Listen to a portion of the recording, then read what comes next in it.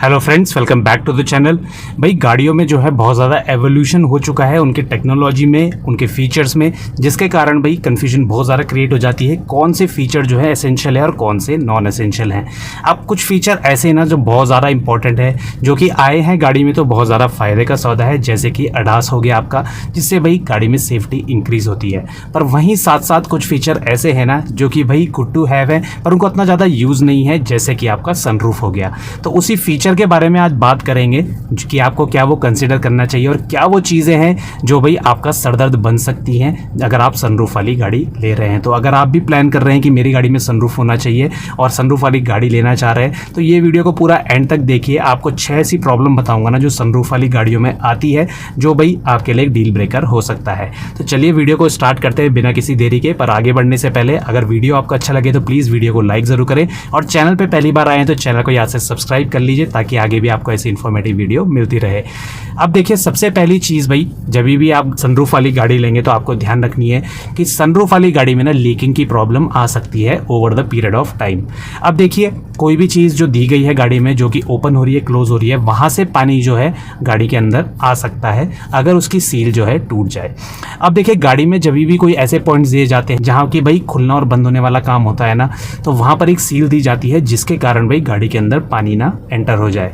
अब ये सील जो दी जाती है ना, इसके साथ ही ड्रेनेज पॉइंट भी दिए जाते हैं आपकी सनरूफ के अंदर, जिससे होता है क्या है, एक्सीडेंटली अगर कभी पानी लीक हो जाए तो वो भाई ड्रेनेज सिस्टम के थ्रू गाड़ी में से बाहर आ जाए।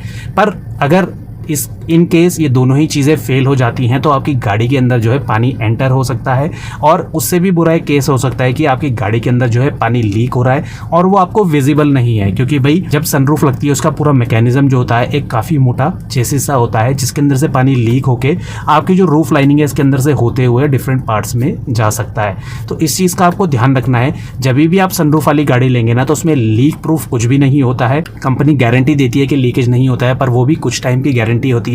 और भाई मैन्युफैक्चरिंग डिफेक्ट या कोई भी चीज़ कभी भी अगर आ गई तो भाई गाड़ी में जो है लीक की प्रॉब्लम आ सकती है, और पानी अगर एक बार अंदर घुस गया, इलेक्ट्रॉनिक कंपोनेंट डैमेज होना तय है और आपका एक तगड़ा खर्चा हो सकता है।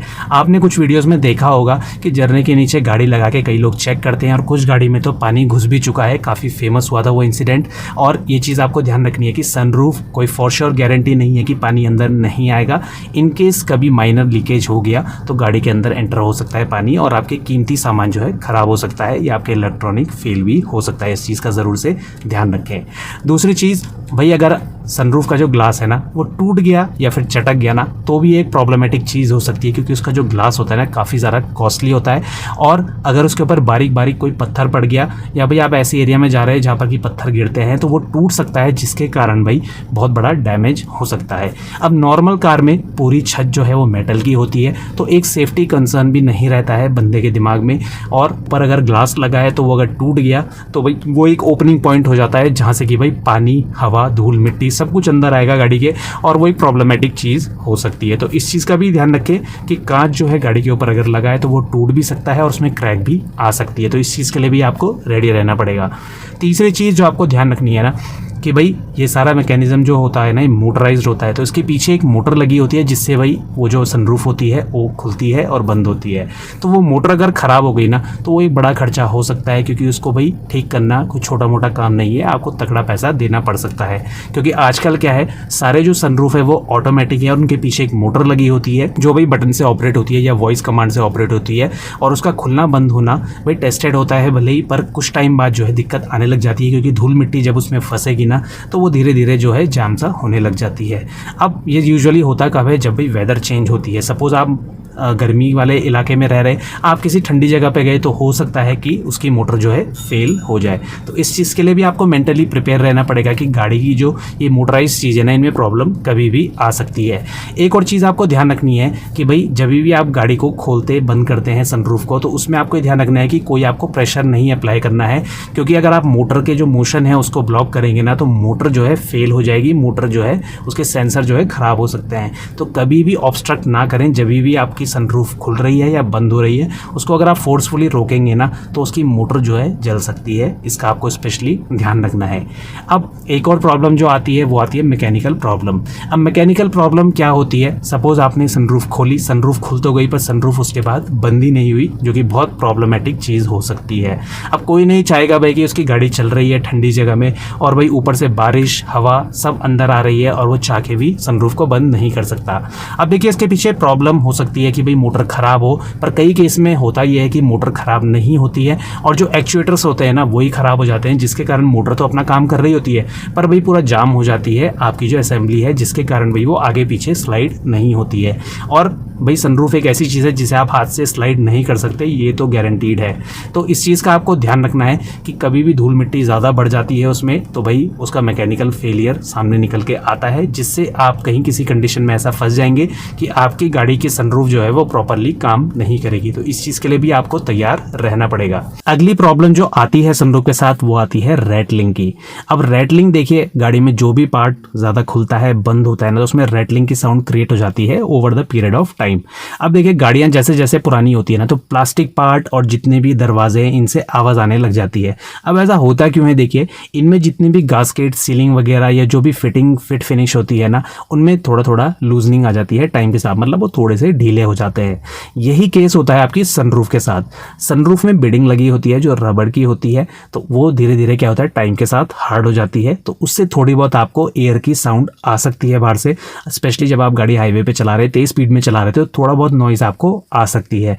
दूसरी चीज़, अगर कहीं से वही उसकी जो गास्केट कट गई तो उससे पानी तो अंदर आएगा ही आएगा, पर आप तेज स्पीड में चलाएंगे ना तो थोड़ी सी बजिंग की साउंड वहाँ पे क्रिएट हो जाती है जो कि प्रॉब्लमेटिक हो सकती है।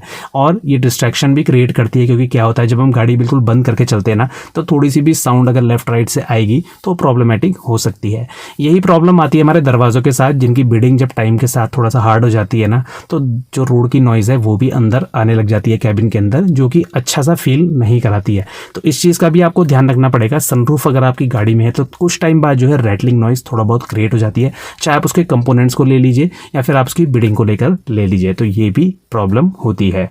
अब लास्ट प्रॉब्लम जो आती है भाई सनरूफ वाली गाड़ी में वो आती है कि भाई एक्सीडेंट अगर किसी गाड़ी का होता है और वो रोल डाउन हो जाती है ना तो भाई जो ड्राइवर और पैसेंजर है ना और जो पीछे बैठे हैं उनकी लाइफ में थोड़ा सा खतरा बढ़ जाता है, क्योंकि भाई ऊपर एक ग्लास लगा है जो कि अगर टूट गया ना तो भाई हेड इंजरीज होने के चांसेस ज़्यादा होते हैं। या अगर गाड़ी कहीं पहाड़ी रास्तों में जा रही है, कहीं स्लाइड हो गया, मोटा पत्थर अगर गाड़ी के ऊपर गिर गया तो भाई प्रॉब्लम हो सकती है। ऐसा नहीं है कि जिसमें सनरूफ नहीं है वो उसमें प्रॉब्लम नहीं होगी, उसमें भी दिक्कत होती है, पर छोटे मोटे पत्थर जब गिरते हैं ना तो मेटल वाला जो सिस्टम है वो काफ़ी हद तक बचा लेता है। गाड़ी सिर्फ डेंट आता है गाड़ी में, जिससे कि भी प्रॉब्लम ज़्यादा नहीं होती है और अंदर जो लोग बैठे हैं वो सेफ रहते हैं। पर अगर ऊपर ग्लास लगा है और वो शटर हो जाता है ना तो ग्लास से भी खतरा है और भाई पत्थर जो अंदर आ जाएगा उससे भी डैमेज ज़्यादा होगा। तो इस चीज़ का आप ज़रूर ध्यान रखिए। गाड़ी अगर टंबल होती है या फिर गाड़ी स्लाइड होकर गिरती है और ऊपर छत पर कोई पत्थर गिरता है लैंडस्लाइड के टाइम पे तो वो प्रॉब्लमेटिक हो सकता है। खर्चीला काम तो है ही, साथ ही साथ जान पे भी बना सकती है। तो ये भी एक डाउन साइड है आपका जो सनरूफ है। उससे जो छत की सेफ्टी होती है ना वो बहुत हद तक कम हो जाती है नॉर्मल कार के कंपैरिजन में। तो छत जो है नाजुक हो जाती है, उससे काफ़ी बड़ा मेटल का पार्ट कम हो जाता है जिसकी जगह ग्लास ले लेता है। स्पेशली जो आपके पैनोरामिक सनरूफ आ रहे हैं आजकल, मून रूफ बोल लीजिए, सनरूफ बड़ा बोल लीजिए, वो ज़्यादा डेंजरस होते हैं। छोटे सनरूफ में भी ये प्रॉब्लम बनी रहती है। तो इस चीज़ का आप ज़रूर ध्यान रखें। ये सारे डाउन साइड हैं जो भाई सनरूफ के साथ जुड़े हुए हैं। तो ये सारी प्रॉब्लम अगर आप कंसीडर कर पा रहे हैं तो भाई आप सनरूफ वाली गाड़ी ले सकते हैं, पर ये सारी चीज़ें उसके साथ दिक्कत हमेशा बनी रहती है। इस चीज़ का भी ध्यान रखिए। तो कैसी लगी आपको ये वीडियो हमें कमेंट में ज़रूर बताएं। मिलते हैं इसी नेक्स्ट इन्फॉर्मेटिव वीडियो के साथ, तब तक बने रहे चैनल के साथ। Thank you for watching.